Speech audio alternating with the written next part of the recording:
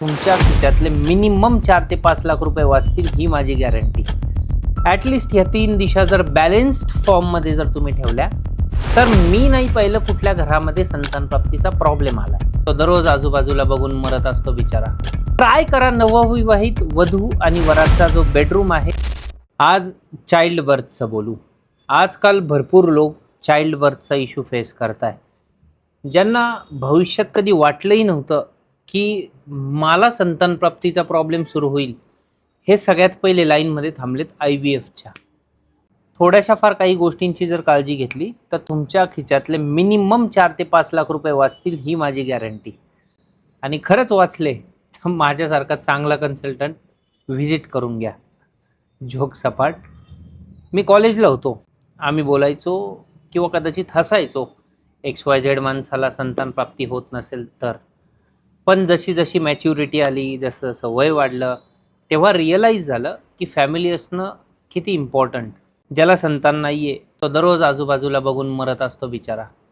कोणीही या प्रॉब्लेममध्ये फसू नये यासाठी हा व्हिडिओ मी अत्यंत प्रामाणिकपणे बोलवतो आहे. हा जर व्हिडिओ तुम्ही फॉलो केला आणि तरी तुम्हाला संतानप्राप्तीचा प्रॉब्लेम होत असेल तर तुम्ही मला रिस्पॉन्सिबल ठरवा. वैदिक विचारांमध्ये पित्र हा सगळ्यात मोठा रोल डिफाईन करतो संतानप्राप्तीसाठी. विदाऊट पित्रांचे ब्लेसिंग्स संतानप्राप्ती कधीच होऊ शकत नाही. विदाऊट पित्रांचे ब्लेसिंग्स लग्नही होऊ शकत नाही. सगळ्यात पहिले वास्तुशास्त्रामध्ये म्हणून येते नैऋत्य दिशा. नैऋत्य दिशा कुठली आहे? नैऋत्य दिशा म्हणजे दक्षिण आणि पश्चिमच्या मध्ये. ही आहे पृथ्वी तत्वाची सगळ्यात प्राथमिक दिशा. काय गोष्टी नसाव्यात साऊथ वेस्टमध्ये जेणेकरून दोष क्रिएट होईल? सगळ्यात पहिलं टॉयलेट. टॉयलेट काय करतं? टॉयलेट नैऋत्यामध्ये फ्लशिंग ॲक्टिव्हिटी क्रिएट करतं. दुसरं, ब्लॅक कलर आणि ब्ल्यू कलरचे टोन्स. ब्लॅक आणि ब्ल्यू हे वॉटर इलेमेंटचे आहेत आणि पृथ्वी तत्व ह्याच्या उलट आहे, अपोजिट आहे, अँटी आहे. त्याच्यामुळे इथे ब्लॅक किंवा ब्ल्यू कलरचे टोन्स नसावेत. मिरर. मिरर म्हणजे काय? मिरर हा रिफ्लेक्शन्स क्रिएट करतो. वॉटर इलेमेंट आहे, परत अँटी इलेमेंट आहे पृथ्वी तत्वाचं.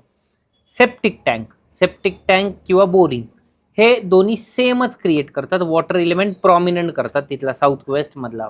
हालाकी साऊथ वेस्ट हा पृथ्वी तत्व आहे, अँटी इलेमेंट आहेत दोन्ही एकमेकांचे. Washing machine. Washing machine, dryer, mixer हे चर्निंग ॲक्टिव्हिटी क्रिएट करतात. म्हणून साऊथ वेस्टला ह्या गोष्टी नको. ॲटलिस्ट ह्या गोष्टी जर साऊथ वेस्टमध्ये तुम्ही टाळल्या किंवा ह्या गोष्टी साऊथ वेस्टमध्ये नसल्या तर साऊथ वेस्ट बऱ्यापैकी स्टेबल राहतो, बॅलन्स्ड फॉर्ममध्ये राहतो. त्यानंतर second most important direction for संतानप्राप्ती जी आहे ती आहे नॉर्थ नॉर्थ वेस्ट. म्हणजे काय? उत्तर आणि वायव्येच्या मध्ये जी दिशा आहे ती तिला म्हणतात नॉर्थ नॉर्थ वेस्ट. ह्या दिशेचे गुण आहे अट्रॅक्शन, काम, ऊर्जा.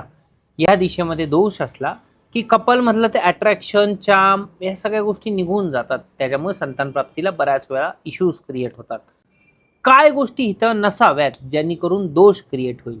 सगळ्यात पहिलं टॉयलेट, नंतर रेड कलर, नंतर येल्लो कलर, चौथं heavy storage, washing machine, septic tank किंवा किचन. किचन म्हणजे मी म्हणतोय बर्नर.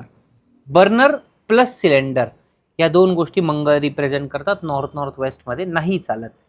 या गोष्टी जर इथे नसतील तर बऱ्यापैकी ही दिशा स्टेबल असती, बॅलन्स्ड फॉर्ममध्ये असती. Third direction, one of the most important direction for संतान प्राप्ती जी आहे east of north east. East of north east ही आहे वायुतत्वाची दिशा. आता बऱ्याच लोकांना डाऊट असेल की ईस्ट ऑफ नॉर्थ ईस्ट म्हणजे काय आहे? पूर्व आणि ईशान्येच्या मधली जी कोण आहे तिला म्हणतात east of north east. East of north ईस्टला जे आहेत पर्जन्य नावाची देवता एनर्जी फील्ड लोकेटेड आहे. पर्जन्य इज अ प्रोड्युसर, पर्जन्य इज अ फर्टिलायझर. कुठल्याही फॅक्टरीमध्ये प्रोडक्टिव्हिटी जर मिळत नसेल तर पर्जन्यमध्ये प्रॉब्लेम असतो. सेम ह्युमन बॉडीची प्रोडक्टिव्हिटी होत नसेल तर पर्जन्य डिस्टर्ब आहे संतानप्राप्तीसाठी. काय गोष्टी इथे टाळाव्यात? सगळ्यात पहिलं टॉयलेट. आता ईस्ट ऑफ नॉर्थ ईस्ट ही वायुतत्वाची दिशा आहे आणि वायुतत्व हे आकाश तत्व आणि पृथ्वी तत्व दोघांचं अँटी आहे.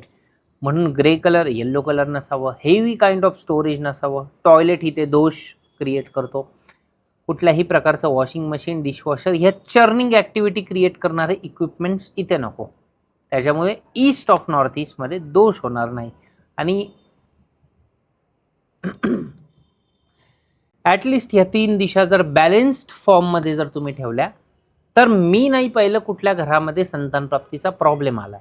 आता हे मी सांगितलं 3 दिशांमध्ये काय नसाव्या, काय गोष्टी असाव्या हे सांगतो.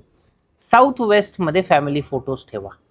त्यानंतर साऊथ वेस्टमध्ये येल्लो गोल्डन कलर चालेल. साऊथ वेस्टमध्ये हेवी स्टोरेज चालेल.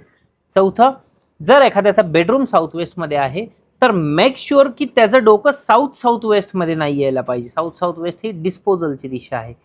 प्लस साऊथ वेस्टमध्ये तुमचं डस्टबिन येऊ देऊ नका, जेणेकरून काय होईल, संतान प्राप्तीचे चान्सेस वाढतील. ट्राय करा नवविवाहित वधू आणि वराचा जो बेडरूम आहे तो नॉर्थ वेस्टमध्ये ठेवावा, म्हणजे उत्तरी वायव्येला ठेवावा. उत्तरी वायव्येला काय हवं? उत्तरी वायव्य जी आहे ती आहे अट्रॅक्शनची दिशा. म्हणून नवीन लग्नाचे जे फोटोज आहेत ते उत्तरी वायव्येला असलेले, which is very good. North वेस्टमध्ये झोपताना डोकं आलेलं पण चांगलं आहे. कोणी हे समजू नका की उत्तर साईडला डोकं येत आहे. ब्रह्मस्थानापासून जेव्हा ग्रीड करशाल नॉर्थ वेस्टमध्ये जेव्हा डोकं येतं बेस्ट आहे नॉर्थ वेस्ट. त्यानंतर पर्जन्याच्या जागेवर म्हणजे ईस्ट ऑफ नॉर्थ ईस्टवर काय असावं? ईस्ट ऑफ नॉर्थ ईस्ट म्हणजे वायुतत्वाची दिशा. इथेही तुम्ही फॅमिली फोटोज ठेवू शकता. ही जागा जी आहे ती फन हॅपीनेस क्रिएट करते. त्याच्यामुळे बेडरूम जर नवविवाहित कपल्स असेल किंवा ज्यांना संतान होत नसेल त्यांचा बेडरूम जर ईस्ट ऑफ नॉर्थ ईस्टमध्ये असला, 1 नंबर काम होईल ईस्ट ऑफ नॉर्थ ईस्टचा बेडरूम. आता ज्योतिषशास्त्रानुसार सांगतो कुठल्या पर्स्पेक्टिव्हवर लक्ष दिलं पाहिजे. ज्योतिषशास्त्रामध्ये कुठले हाऊसेस ह्या गोष्टीसाठी रिलेटेड आहे जेणेकरून संतान प्राप्ती इझिली डिलिव्हर्ड होईल. सगळ्यात पहिला पर्स्पेक्टिव्ह आहे सेकंड हाऊस. कुंडलीमध्ये टोटल 12 घरं असतात. 12 आयुष्याचे पर्स्पेक्टिव्ज आहेत. त्यामधला सेकंड हाऊस जे आहे दुसरं घर फॅमिलीला रिप्रेझेंट करतं. जर सेकंड हाऊसमध्ये कुठल्याही प्रकारचा दोष असेल, काय दोष असेल आपण बोलूयात, डिस्कस करूयात, पण सेकंड हाऊसमध्ये दोष असेल तर तुम्हाला संतान प्राप्तीला प्रॉब्लेम येतो. त्याच्यानंतर फिफ्थ हाऊस काय आहे? फिफ्थ हाऊस आहे चिल्ड्रन्सला रिप्रेझेंट करतं फिफ्थ हाऊस. आणि 11th हाऊस काय आहे? 11th हाऊस आहे विश फुलफिलमेंट.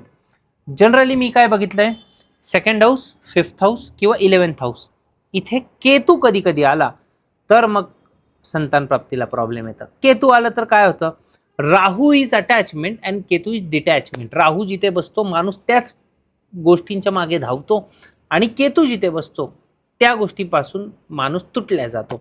मग केतू काय करतो, तोडतो. सेकंड हाऊसमध्ये केतू असला तर फॅमिलीपासून तुटेल. फिफ्थ हाऊसमध्ये केतू असेल तर संतान प्राप्तीपासून तुटेल. आणि 11th हाऊसमध्ये जर केतू असेल तर विश फुलफिलमेंटच नाही होणार. सो बऱ्यापैकी मी केतू जर इथे आले तर मेजर दोषास बघितलेले आहेत. त्यानंतर अजून एक पर्स्पेक्टिव्ह माझा काय आहे, जर ह्या 3 हाऊसेसमध्ये कुठल्याही ग्रहाची राहू केतू जर सोडले तर कुठल्याही ग्रहाची 7 ग्रह आहेत त्यांची 90 डिग्री किंवा 180 डिग्रीची निगेटिव्ह हिट असेल तर मग संतान प्राप्तीला प्रॉब्लेम येतो. आता निगेटिव्ह हिट म्हणजे काय? सेकंड हाऊस, फिफ्थ हाऊस आणि 11th हाऊस या हाऊसेसमध्ये ज्या राशी बसल्या आहे त्या राशीच्या दिशेमधून ज्या ग्रहाची निगेटिव्ह हिट आहे त्या ग्रहाचं सामान काढून टाकणं सगळ्यात बेस्ट रेमेडी. उदाहरण सांगतो, आय नो थोडासा कन्फ्यूज झाला असाल तुम्ही. समजा दुसऱ्या घरामध्ये, कुंडलीच्या दुसऱ्या घरामध्ये पहिल्या नंबरची राशी आहे. 1 नंबरची राशी म्हणजे काय, मेष राशी, बरोबर. मेष राशीची जी दिशा आहे ती आहे पूर्व दिशा, ठीक आहे.